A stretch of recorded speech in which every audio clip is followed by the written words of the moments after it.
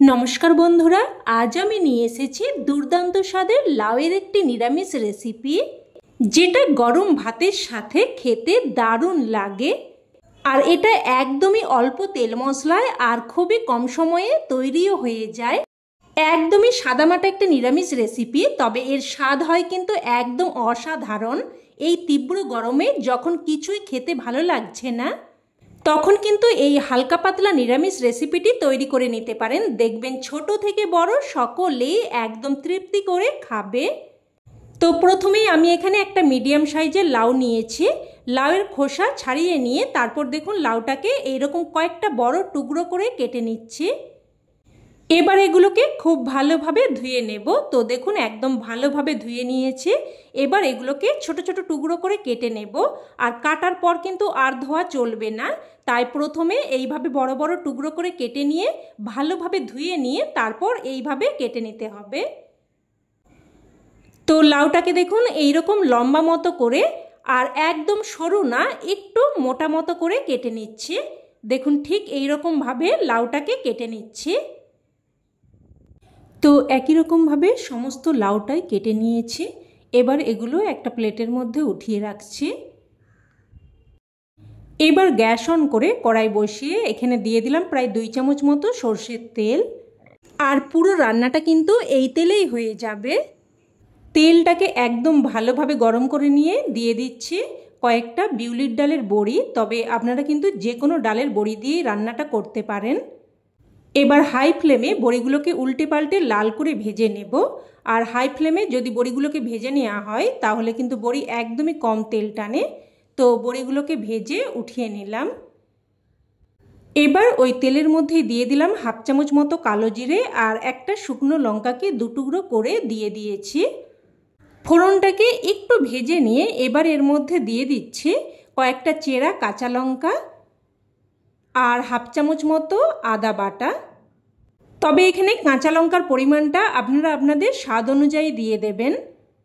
আর আদা আর লঙ্কাটা তেলে দেওয়ার সাথে সাথে খুবই কিন্তু ছিটে আসে, তাই গ্যাসের ফ্লেমটাকে কিন্তু একদম লোতেই করে দিতে হবে। আর এই সময় অল্প একটু হলুদ গুঁড়ো দিয়ে দিলাম। হলুদ গুঁড়োটা দিলে কিন্তু তেলটা আর বেশি ছিটকাবে না। সব কিছু একটু নাড়াচাড়া করে ভেজে নেব। আর এই রান্নাতে কিন্তু বেশি হলুদ গুঁড়ো দিলে খেতে ভালো লাগবে না, তাই কিন্তু একদমই অল্প একটু হলুদ গুঁড়োই দিয়েছি। তো সব কিছু একটু ভেজে নিয়ে এবার এর মধ্যে কেটে রাখা লাউটা দিয়ে দিয়েছি। লাউটা দিয়ে সব কিছু নাড়াচাড়া করে ভালোভাবে মিশিয়ে নেব। আর এখনই কিন্তু লবণটা দেব না, 2 মিনিট মতো ঢাকনা দিয়ে প্রথমে মিডিয়াম টু হাই ফ্লেমে রান্না করে নেব। তো 2 মিনিট মতো ঢাকনা দিয়ে রান্না করে নিয়েছি। আর লাউ থেকে দেখুন জল বেরোতে শুরু করেছে। এবার এই সময় আমি লবণটা দিয়ে দিচ্ছি। তো স্বাদ অনুযায়ী লবণ দিয়ে দিলাম। লবণটা দিয়ে মিশিয়ে নিয়ে এবার আবারও একটা ঢাকনা দিয়ে প্রায় কিন্তু 3 থেকে 4 মিনিট মতো মিডিয়াম ফ্লেমে রান্না করে নেব। এতে করে লাউ থেকে কিন্তু যা জল বেরোনোর বেরিয়ে যাবে। তো ঢাকনা দিয়ে প্রায় 3-4 মিনিট মতো রান্না করে নিয়েছি। আর লাউ থেকে যা জল বেরিয়েছিল তা কিন্তু একদম শুকিয়ে গেছে। আর লাউটাও কিন্তু প্রায় 60% মতো সেদ্ধ হয়ে গেছে। তো এবার এখানে আমি দিয়ে দিলাম 1 বাটি মতো গরম জল। আর এই রান্নাটা কিন্তু একটু মাখো মাখো হবে, তো সেই অনুযায়ী জলটা দিয়ে দিয়েছি। এবার আবারও একটা ঢাকনা দিয়ে কিছুক্ষণ রান্না করে নেব, যাতে করে লাউটা পুরোপুরি সেদ্ধ হয়ে যায়। আর এই সময় আমি একটা মশলা তৈরি করে নেব। তো অন্যদিকের গ্যাস ওভেনে একটা তড়কা প্যান বসিয়ে দিয়ে দিলাম এখানে 1 চামচ কালো জিরে আর 1/2 চামচ মৌরি। লো ফ্লেমে কিছুক্ষণ নাড়াচাড়া করে মশলাটাকে ভেজে নেব। মোটামুটি মশলা থেকে একটা সুন্দর ফ্লেভার বেরোতে শুরু করবে আর মশলাগুলো এরকম চিটপিট করে ফুটতে শুরু করবে, ততক্ষণ অবধি ভেজে নিতে হবে।